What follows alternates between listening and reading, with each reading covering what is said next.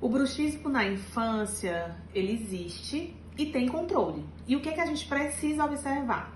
Primeiro, fatores psicossociais, como o ambiente familiar da criança, o ambiente na escola, mas também existem outros fatores, como distúrbios do sono, problemas respiratórios, a higiene do sono, como que tá o ambiente, o quartinho perto da hora de dormir, luz baixa, evitar telas. Todos esses fatores vão influenciar no bruxismo do seu pequeno.